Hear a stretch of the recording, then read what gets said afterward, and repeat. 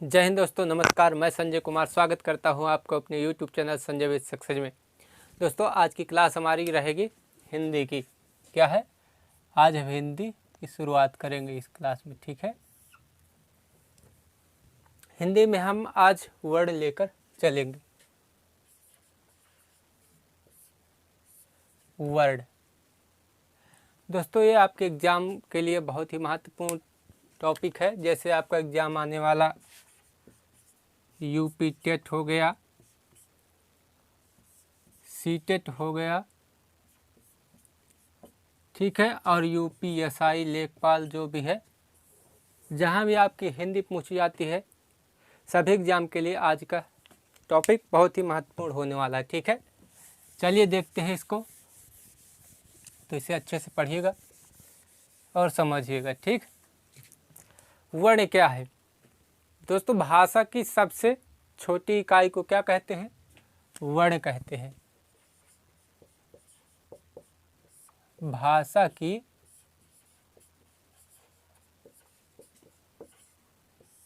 सबसे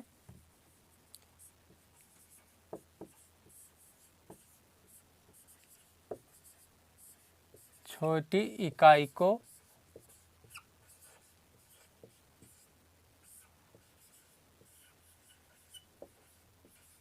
वर्ण कहते हैं। ठीक है, और दोस्तों इसे एक बात और अच्छे से याद कर लेना, इसका क्या है, हम टुकड़े नहीं कर सकते हैं। वर्ण के टुकड़े नहीं कर सकते हैं, अर्थात भाषा की सबसे छोटी इकाई को क्या कहते हैं? वर्ण कहते हैं। चाहे लिख लो इधर, इसके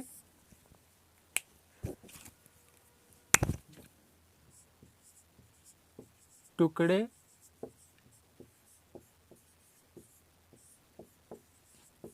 नहीं किया जा सकता। ठीक है,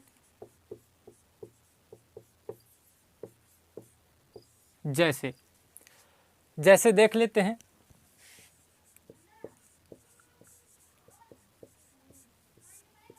जैसे एक शब्द है, हमने ले लिया राम। क्या है? राम। अच्छे से समझिएगा। ठीक है,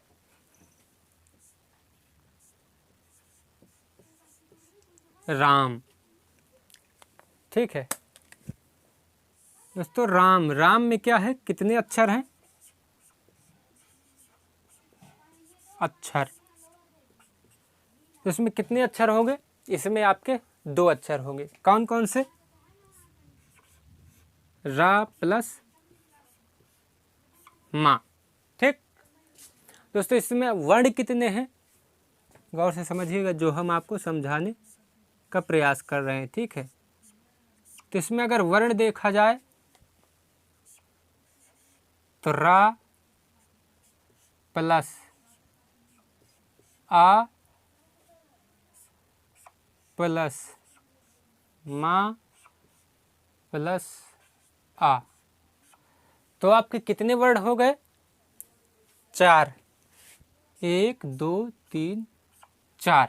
ठीक है, मैंने आपको परिभाषा क्या बताया था कि भाषा की सबसे छोटी इकाई को वर्ण कहते हैं। ठीक है, भाषा की सबसे छोटी इकाई को वर्ण कहते हैं। इसके टुकड़े नहीं किया जा सकता है। ठीक है, जैसे हमने अक्षर था, क्या है? राम। तो राम के क्या है, टुकड़े कर लिए हमने।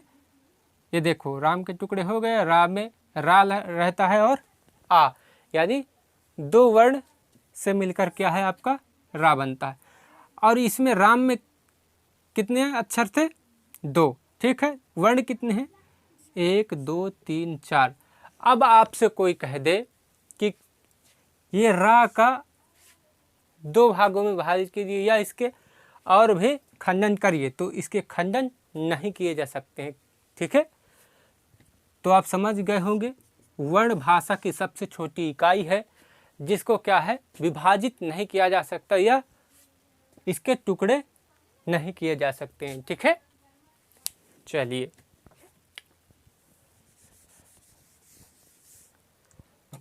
देखें दोस्तों, अब देखते हैं वर्णमाला क्या है। वर्णमाला,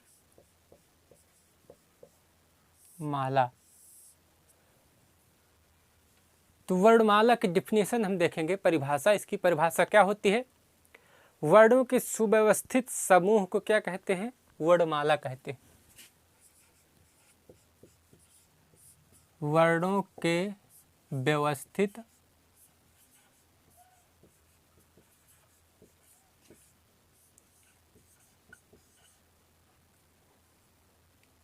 समूह या क्रम, ठीक है, समूह को वर्णमाला कहते हैं।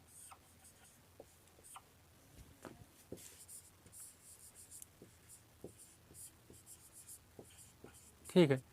और हाँ दोस्तों, अगर अभी तक आप हमारे चैनल को सब्सक्राइब नहीं किए हैं तो प्लीज़ चैनल सब्सक्राइब कर लीजिए और बेल आइकन ज़रूर प्रेस कर लीजिएगा, ताकि जब भी मैं वीडियो डालूं तो वीडियो का नोटिफिकेशन आप तक पहुंच सके। देखिए दोस्तों, तो वर्णमाला किसे कहते हैं? वर्णों के समूह को, वर्णों के समूह को वर्णमाला कहते हैं, या फिर आप कहेंगे वर्णों के व्यवस्थित समूह को वर्णमाला कहते हैं। ठीक है, चलिए देखिए, वर्ण, अब हम वर्ण की क्या है, कितने प्रकार होते हैं? 2। ये 2 भागों में से डिवाइड कर देंगे।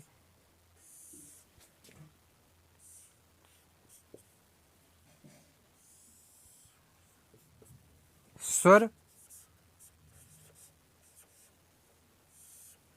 और ये आपका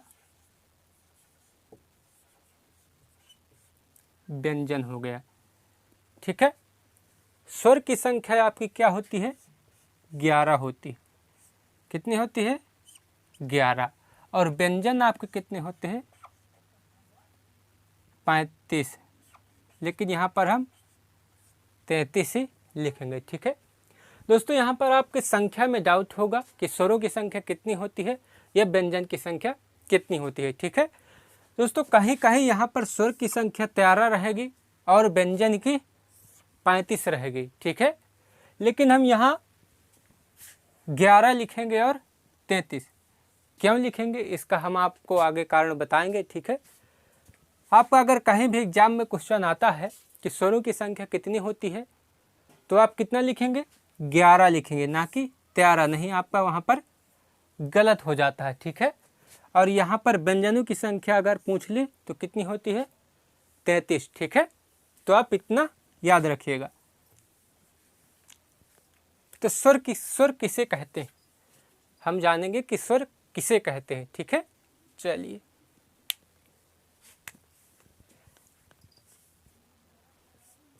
स्वर किसे कहते हैं? तो बिना किसी के सहायता से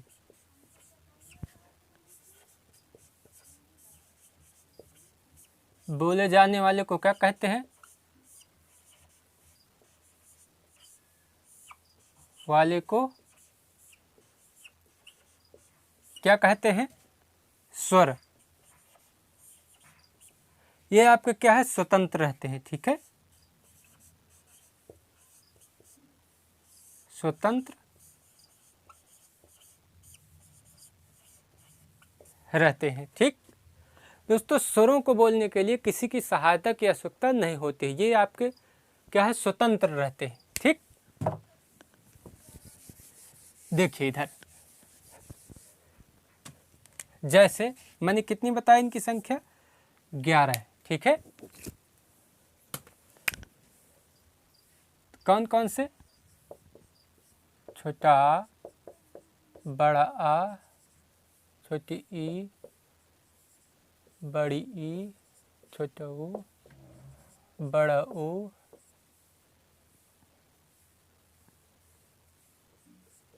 छोटी री, ए, आए, ओ, आओ। कितने हो गए देख लेते हैं? 1 2 3 4 5 6 7 8 9 10 11। कितने हो गए? 11। तो दोस्तों ये आपके क्या हो गए? ये स्वर है। कहीं कहीं आपके स्वर बताया मैंने पहले कि 13 होते हैं। ठीक है, वहाँ पर क्या है? अंग आहा को भी ले लिया जाता है। ठीक है, लेकिन ये अंग आहा स्वरों में इनकी गिनती नहीं होती, ये क्या है? अंग अनुस्वार है, ठीक है। तो आपके कितने हैं? 11 हैं, और यही याद करना है, ठीक। अब क्या आता है? व्यंजन। व्यंजन, यह आपके इनके प्रकार देख लेते हैं। तो स्वर कितने प्रकार के होते हैं? 3 प्रकार के। स्वर कितने प्रकार के होते हैं? तो 3 प्रकार के, ठीक है। देखिए कौन कौन से होते हैं। ह्रस्व स्वर, ठीक, दीर्घ स्वर और संयुक्त स्वर।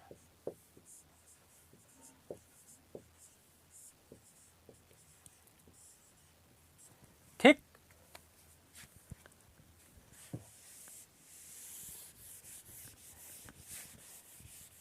पहले हम स्वर देख लेते हैं, बाद में व्यंजन को देख लेंगे, ठीक है।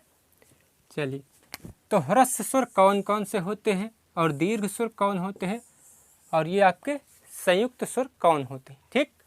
तो ह्रस्व स्वर की संख्या कितनी होती है? ह्रस्व स्वर की 4। कितनी होती है इनकी संख्या? 4। और दीर्घ की आपके 3 और संयुक्त स्वर 4। कौन कौन से हैं?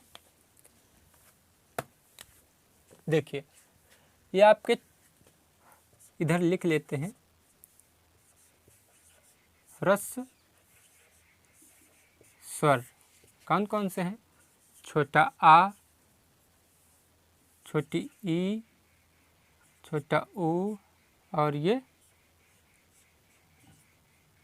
छोटी री। तो ह्रस्व स्वर किसे कहते हैं दोस्तों? जिसको बोलने में कम समय लगता है। क्या है? जिसे बोलने में, उच्चारण करने में कम समय लगता है, उसे क्या कहते हैं? ह्रस्व स्वर कहते हैं। जैसे आ, ई, उ, ठीक है। अब क्या है? दीर्घ स्वर। दीर्घ स्वर, दीर्घ स्वर किसे कहते हैं? ठीक है, जिसे उच्चारण करने में ह्रस्व स्वर से दुगना समय लगता है, ठीक है। ह्रस्व स्वर से अधिक समय लगता है, उसे क्या कहते हैं? उसे हम दीर्घ स्वर कहते हैं, ठीक है। जैसे बड़ा आ, ठीक, बड़ी ई, ठीक, और क्या बचा हमारा? बड़ा ऊ, ठीक है। तो ये आपके कितने हो गए? 3। ये आपके 3 क्या है? दीर्घ स्वर हो गए। देखिए, जैसे इसे हम पढ़ेंगे आ, ठीक है, इसे आ, यानी इससे क्या है? ज़्यादा समय लगता है, ठीक है। ये उच्चारण करने में ज़्यादा आवाज़ निकालना पड़ता है। अब क्या हमारा बच्चे? संयुक्त स्वर देख लेते हैं। संयुक्त स्वर, तो हमारे संयुक्त स्वर क्या है? जो दीर्घ स्वर की अपेक्षा अधिक समय लगे या फिर 2 स्वरों से मिलकर बनते हैं, ठीक है। जैसे क्या है? ये आपके ए, आई, ओ, आओ, ठीक है। ये हमारे बच्चे, तो ये आपके क्या है? ए, आई, ओ, आओ, यानी 2 स्वरों के संयुक्त मिलन से क्या है? इनका उद्भव होता है। इसलिए इसे हम क्या है? संयुक्त स्वर कहते हैं। जैसे हम ए को देख लेते हैं, ठीक है। तो ये आ प्लस ई, ये क्या हो गया? ए, ठीक है। यानी 2 स्वरों के मेल से क्या है? इसका जन्म होता है। इसलिए हम, यानी संयुक्त मिल करके यह एक बनता है, संयुक्त रूप है इसका। इसलिए इसे हम संयुक्त स्वरों के श्रेणी में रखते हैं, ठीक है। चलिए दोस्तों, आप स्वर समझ गए होंगे। मैंने कहा था इनकी संख्या कितनी होती है? ह्रस्व स्वर की संख्या 4 होते हैं। दीर्घ स्वर की संख्या आपके कितने होते हैं? 3 होते हैं। और ये संयुक्त स्वर आपके ए, आई, ओ, आओ, ये 4 होते हैं। कितने हो गए? 4, 3, 7, 4, 11। तो स्वरों की संख्या कितनी होती है? 11 होती है। चलिए अब व्यंजन देख लेते हैं, ठीक है।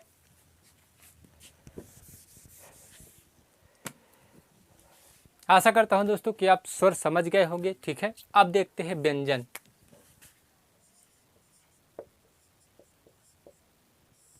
व्यंजन कॉन्सोनेंट। ठीक है, तो व्यंजन किसे कहते हैं? स्वरों की सहायता से बोले जाने वाले वर्ण को क्या कहते हैं? हम व्यंजन कहते हैं। ठीक है, स्वरों की सहायता से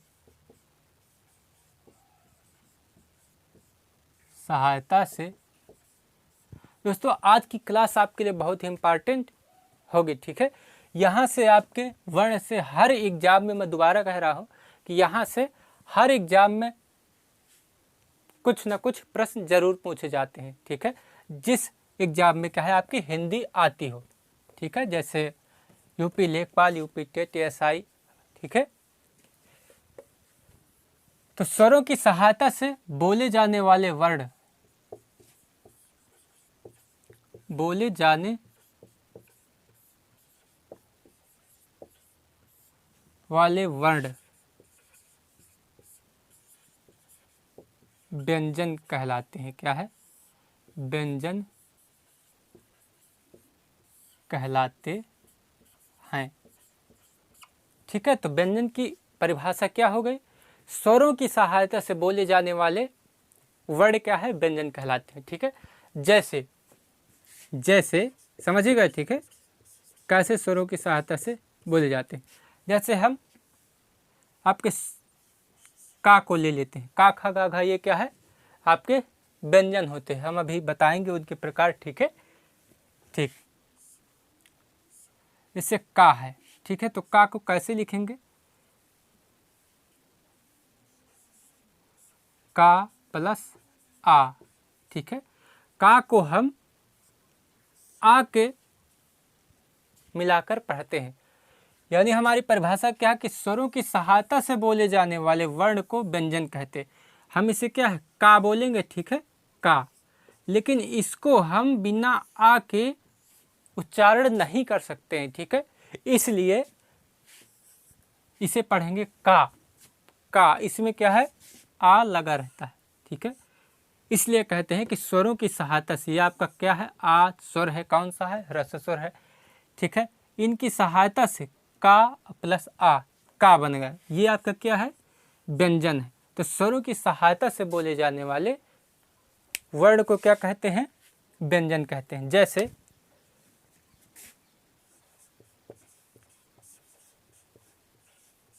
जैसे ये आपका हो गया। खा देख लेते हैं। ठीक है, इसे पढ़ेंगे तो खा प्लस आ। ठीक है, इसमें स्वर से मिलकर बना है। इसे हम पढ़ेंगे खा, लेकिन इसे क्या पढ़ सकते हैं? खा, इसका उच्चारण नहीं किया जा सकता है। ठीक है, तो ये आपका हो गया। अब व्यंजन के प्रकार। ठीक है, चलिए, व्यंजन कितने प्रकार के होते हैं? तो व्यंजन के प्रकार, तो व्यंजन को भी हम व्यंजन 1, 2, 3। ठीक है, इसे भी हम 3 पार्ट में डिवाइड करेंगे। ठीक है, अगर इसे समझने में दिक्कत आ रही है तो आप क्या है? नोट भी करते जाइए, हो सकता है बाद में भूल जाए। तो इसे क्या है? स्पर्श व्यंजन, स्पर्श व्यंजन। ठीक है, दूसरे में क्या है? ऊष्म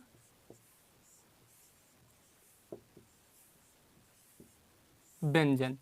और ये आपका तीसरा क्या हो गया? अंतस्थ व्यंजन। ठीक है, स्पर्श व्यंजन क्या है? आपके 25 होते हैं। क्या है? स्पर्श व्यंजन की संख्या कितनी होती है? 25 होती है। ऊष्म व्यंजन की संख्या कितनी होती है? 4 होते हैं। और अंतस्थ व्यंजन की संख्या कितनी होती है? यहाँ पर भी दोस्तों 4 होते हैं। ठीक है, तो आपके स्पर्श व्यंजन कौन कौन से हैं? ठीक है, तो का से पा तक, का से पा वर्ग तक के व्यंजन आपका क्या है, स्पर्श व्यंजन कहलाते हैं। ठीक है, इनकी संख्या क्या है, 25 होती है। ठीक, जैसे का वर्ग, चा वर्ग, टा वर्ग, ता वर्ग, पा वर्ग। ठीक है, इसमें हो गया का, खा, गा, घा, अंगा। इसमें हो गया चा, छा, जा, झा, इया। ये हो गया टा, ठा, ढा, अड़ा। ये हो गया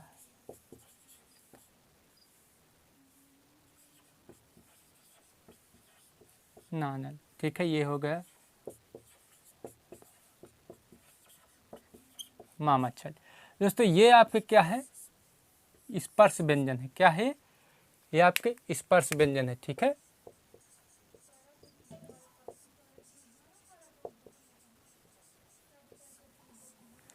इनकी संख्या कितनी हो गई, 1 2 3 4 5 6 7 8 9 10 11 12 13 14 15 16 17 18 19 20 21 22 23 24 25।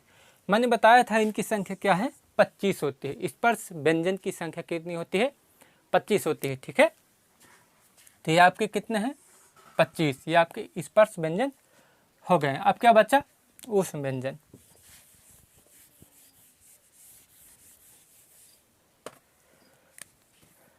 ऊष्म व्यंजन। ठीक है, ऊष्म व्यंजन। तो सा खटकोण वाला सा और हा, ये क्या है आपके, इनकी संख्या 4 है। ये क्या है, ये आपके ऊष्म व्यंजन है। ठीक है, ये आपके ऊष्म व्यंजन है। ठीक, अब क्या आता है, अंतस्थ व्यंजन। अंतस्थ व्यंजन,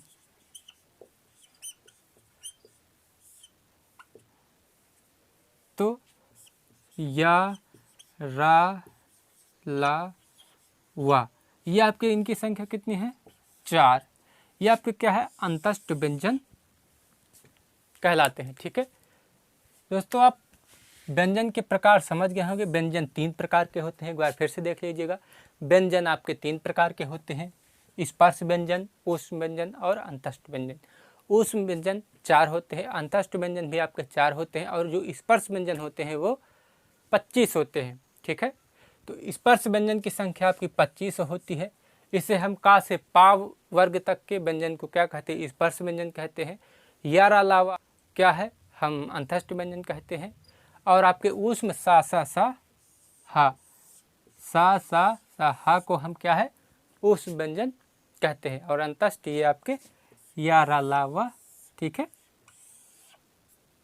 दोस्तों, अब हम इनके उच्चारण पढ़ेंगे। ठीक है, ठीक है, तो ये आपका वीडियो आज बड़ा हो जाएगा। कल इसके हम ट्रिक के साथ पढ़ेंगे। ठीक है, इनका उच्चारण।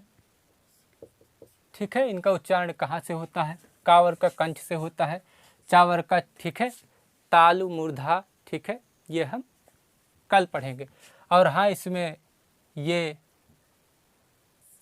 द्विगुण जो होते हैं, इनके बारे में बाकी आगे सारी डिटेल हम अगले कल की वीडियो में पढ़ते हैं। ठीक है, तो दोस्तों आज के लिए इतना रहने देते हैं। और हाँ, अगर अभी आप हमारे चैनल को अभी तक सब्सक्राइब नहीं किए हैं तो प्लीज़ चैनल सब्सक्राइब कर लीजिए और बेल आइकन जरूर प्रेस कर लीजिए, ताकि वीडियो मैं जब भेजा दूँ तो आपके पास नोटिफिकेशन जल्दी से पहुँच जाए। ठीक है, जय हिंद, जय भारत।